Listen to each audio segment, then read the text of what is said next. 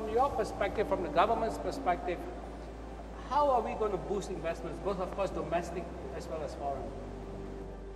In the upstream, as you know, Pak Minister already announced there is a growth split to make the system is much simpler and also make the time is much shorter to develop the area. In terms of boosting the production, if I can divide it into short-term and mid-term and also to the long-term. For the long-term, exploration is the key. This is one of aspect we need to do a lot of things. We are going to release new regulation of the open data for the exploration. Now the government, especially in the energy sector, has been regulated from almost 104 permits. It's become 6, right, Pak? It's become 6. They regulate more. So we expect also, now we have the committee with the coordinating minister of economics.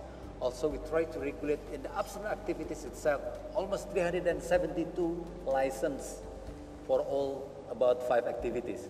So it also being reduced to a certain number of licenses. Because to me, if we want to boost the production, there's only 2 things that we can do, I think.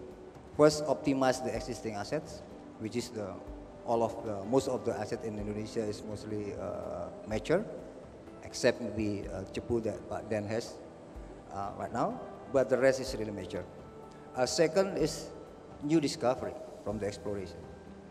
I'm glad that Pak Wirat mentioned that the government is going to give a new regulation, so all of the investor may be more attractive in doing the exploration. But as long as we don't have any ability to optimize the existing asset, which is from the maybe doing the secondary or tertiary recovery, the big impact I think is if we can find a new reserve. You're right. There are a lot of efforts, but if you take a global view of what's happening with oil price between 50, 55 in that range and expected to stay there, capital and technology have a lot of choices in terms of countries and geographies to go. And the question is, how does Indonesia become more attractive to capital and technology? And today I think a lot of people are in wait and watch mode. They aren't quite sure that the efforts go far enough. And while there is very good progress, I think certainly the administration is very aware and is, as we heard from Pavirat and others, is making a lot of efforts. Are there other areas where the country could help companies, investors come here? Yeah, when we see the indicators from the investments point of view, if you look at the World Bank index, if you look, Indonesia is now on the rank of 91.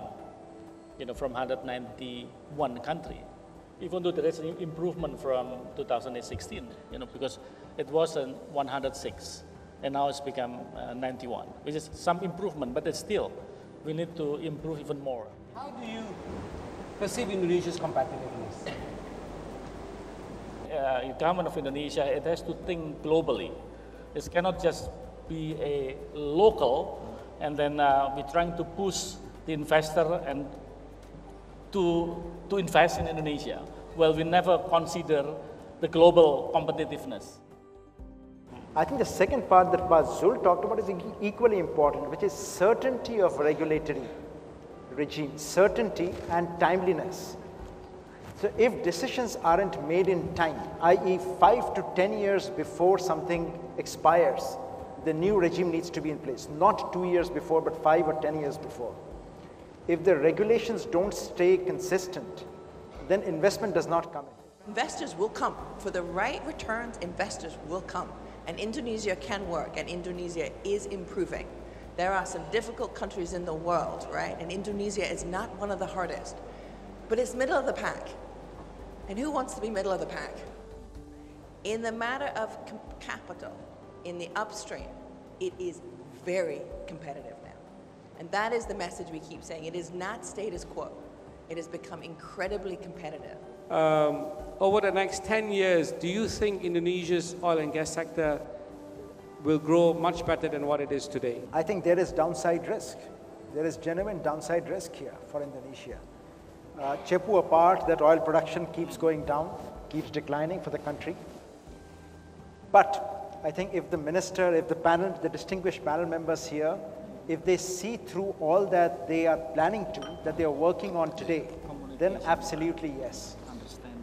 Then I think there is cause for optimism. I'm a strong believer actually, for the future of Indonesia, if we can work together, because of the communications between the policymakers and the industries need to be improved. Then we have to channel all the demand, all the things that we think there is a difficulties, in order to find a solutions. I do believe if with the open governments and also the understanding of the industry with all the thing happen in the country, I do believe that we can find a solution in the future.